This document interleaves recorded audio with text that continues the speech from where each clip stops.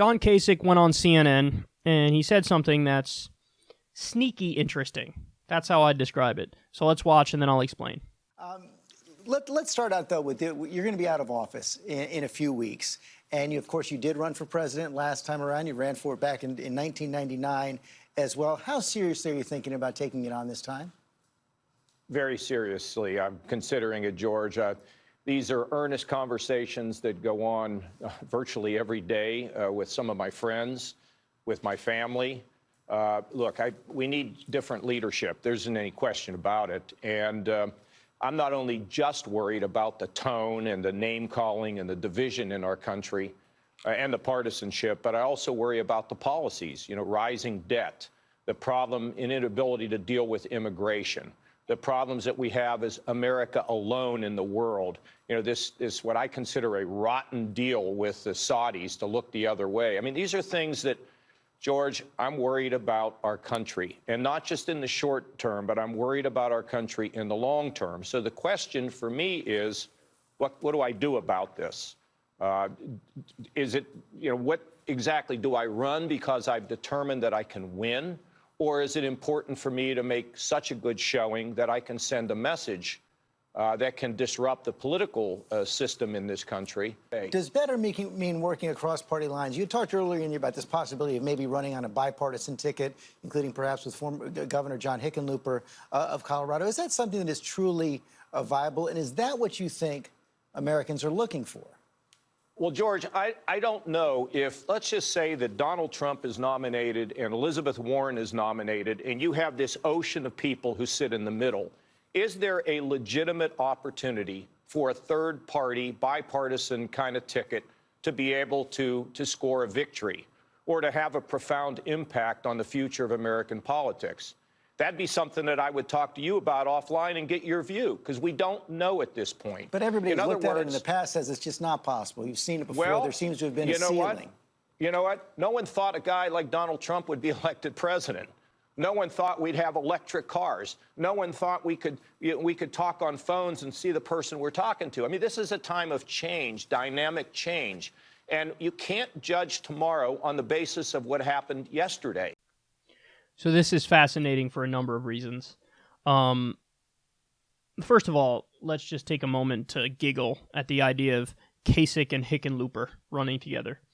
For those of you who don't know, John Hickenlooper is a breakfast cereal. He's a human being, but he's also literally a box of cereal. I'm of course kidding. Obviously, I'm kidding. But he's a very right-wing Democrat who's a governor, and he also wants to be president. And Kasich, of course, is viewed as like the furthest left Republican.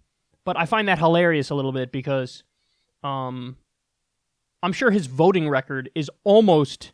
Now, he's a governor, so I don't think 538 tracks it when it's a governor compared to Trump's voting record, because you can't. But I'm sure he's pretty much in lockstep with Trump on the policies, but he's one of these biggest virtue signalers on the right who's like, I, sir, am against the mean tweets, and I will take that bold stand of being against mean tweets, even though I agree with you on all the policy substance.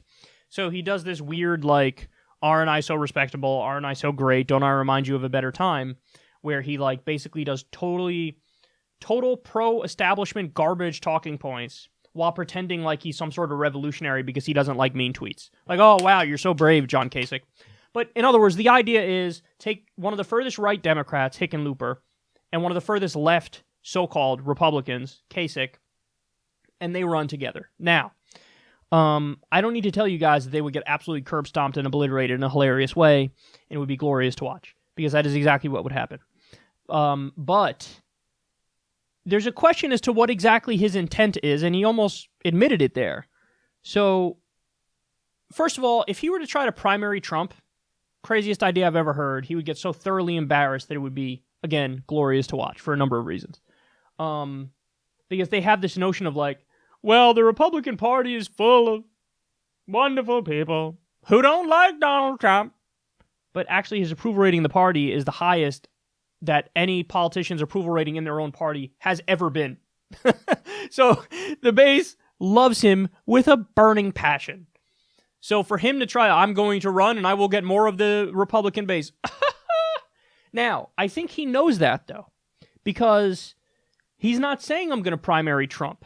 In fact, the idea that he seems more open to is, and he laid it out, hey, if it's Trump versus Warren in the general, can I jump in and run basically as a third-party candidate with Hickenlooper and see what happens? Now, let's attack that notion that in Trump versus Warren, there's an ocean in the middle between them. Sorry, keep hitting the mic. It's a new mic, so it gets in the way a little more. But it's not gonna. The shock absorber thing is better, so you probably don't hear the noises as much, which is something you guys like. But anyway, I digress. The idea that there's there's this ocean in the middle between Trump and Warren. Well, no, because when you actually go to the polling data, the positions Elizabeth Warren takes are overwhelmingly popular, and Trump is just, his actual policy positions are hated. He was able to get elected by, marrying bigotry to tie in the Republican base with populism to get some people who are moderate and don't want to lose their jobs. So this notion of I'll be in the middle between this guy who's despised in terms of his policy positions and this person who's liked, okay, but then you'll be representing this midpoint between objectively shitty and not bad. So that's not a winning philosophy, a winning message. But here's the main point. There's a question as to whether or not he's saying, I'm going to run third party and I think it can work in terms of, I will get elected, me and Hickenlooper will get elected, or if he's saying, I'm going to run as a third party and I'm actively trying to spoil the race. I know I cannot win, but that doesn't matter to me. I want to run to hand over the election to the Democrat. Because if that's what he's thinking, that's fascinating. And that's some Machiavellian shit that I would totally expect from establishment politicians in the U.S. The idea that, John Kasich looks at Trump, actually doesn't like Trump, okay, and says, let's return our country to more normal standard establishment politics. So run any kind of corporatist you'd like. To be fair to Elizabeth Warren, I don't think she's a full corporatist. I'd say she's a half corporatist. But run any kind of corporatist you like. And I, John Kasich, actually prefer a corporate Democrat to Donald Trump. And so I will run, and on purpose, I will spoil the race so that the Democrat wins. If that's what he's thinking, I mean, that actually, in a weird way, makes sense. Because that would explain all of his goofy, all these interviews he's doing, and now he's not talking about primarying Trump. Now he's talking about maybe a third-party run. Because here's the reality.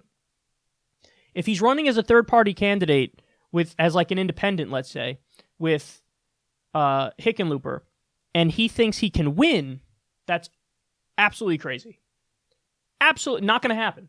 Not going to happen. Not in a million years is that going to happen. And not just because it's Kasich, but also because that idea.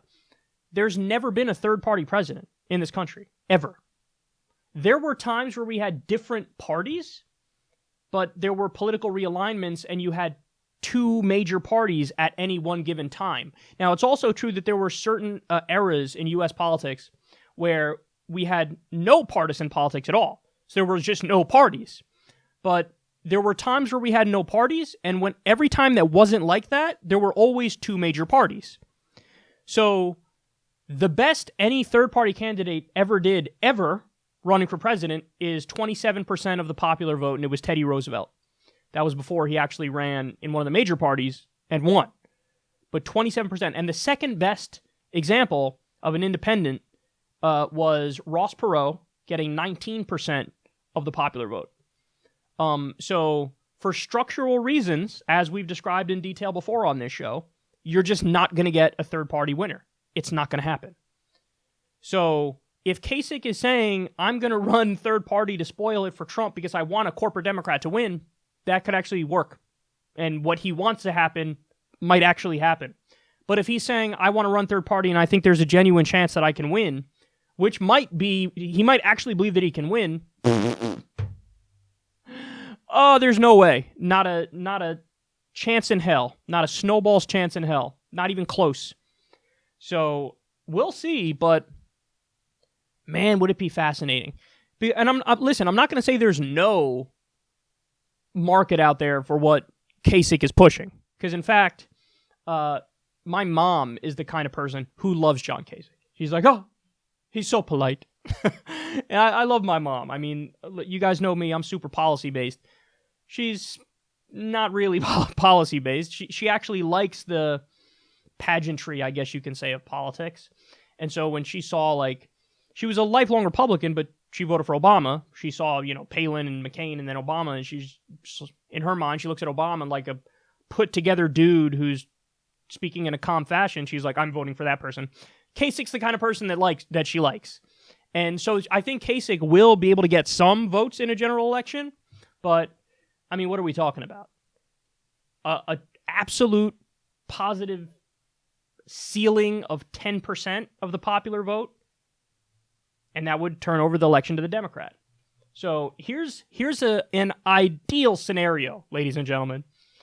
Bernie Sanders wins the Democratic primary, and basically curb stomps his way through the field, becomes the Democratic nominee in 2020, and then in the race against Trump, John Kasich runs as an independent candidate, and he's allowed on the debate stages and everything, which he would be if it was Kasich, because the establishment... Actually, no, maybe he wouldn't be. I don't know, actually, because the establishment might hate Bernie Sanders more than they hate Donald Trump. In fact, I'm convinced the establishment hates Bernie Sanders more than they hate Donald Trump.